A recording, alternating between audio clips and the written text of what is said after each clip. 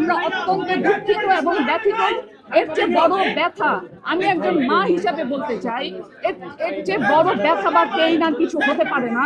যে বাচ্চাগুলো মারা গেছে তাদের বাবা মার কষ্ট আমরা ফেরত দিতে পারবো না, কিন্তু যেন এই ধরনের ঘটনা শুধু এখানে কোথাও যেন না হয়, এটা অবশ্যই আমাদের তদন্ত করতে হবে। আসলে কি কারণে হয়েছে এটা আমাদের তদন্ত করে দেখতে হবে, কারণ আমরা এখন পর্যন্ত তদন্ত করার কোনো সুযোগই পাইনি।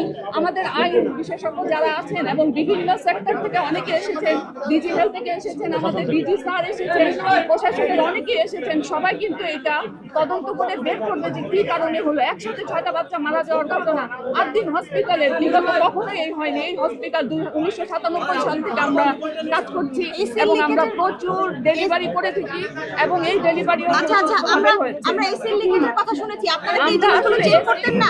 আমরা সবসময় চেক করি এসি লিকেজ ছিল কি না ছিল, এই বিষয়টা কিন্তু এখনো তদন্ত করে বের করতে হবে। আমরা কিন্তু আমাদেরকে সুযোগ দিতে হবে এবং ফরেনসিক টিম এসেছে, তারা এই বিষয়টা দেখছে। প্রাথমিকভাবে কি কারণে মারা গেল আপনারা কি পেয়েছেন?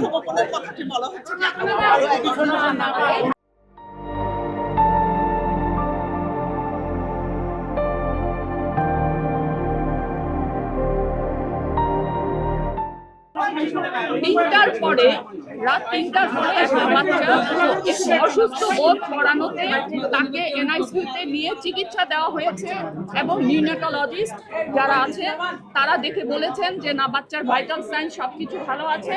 তখন কিন্তু তাকে আবার ওয়ার্ডে নিয়ে আসছে। আসলে ঘটনায় বাচ্চাগুলো অসুস্থ হয়েছে 6টার দিক থেকে। 6টার সময় একসাথে 6টা বাচ্চা, তখনই কিন্তু রোগীর লোকজন এবং নার্স সহ সবাই মিলে এনআইসিইউতে নিয়ে না। শুনেন, অভিযোগ করতে পারে, কিন্তু এইখানে কোনো ধরনের আমরা নিজেরাই তো জানি না। আমাদেরকে তো তদন্ত করে বের করতে হবে এটা কেন হলো। কিন্তু বাচ্চা মারা যাওয়ার পর ওর বিলের যে ঘটনাটা, বিলটার তদন্ত করতে হচ্ছে না। এত অবস্থা কেন? এত অবস্থা কেন হসপিটালে আসলে পানি পড়ে এবং হচ্ছে ওয়ার্ডে শিশু ভর্তি থাকা অবস্থায় আপনারা কাজ করেন। যদি কোনো ধরনের এই ধরনের এসির অবস্থা খারাপ অথবা অন্য কোনো কিছু এত অবস্থা কেন সেটা ব্যাখ্যা দেন।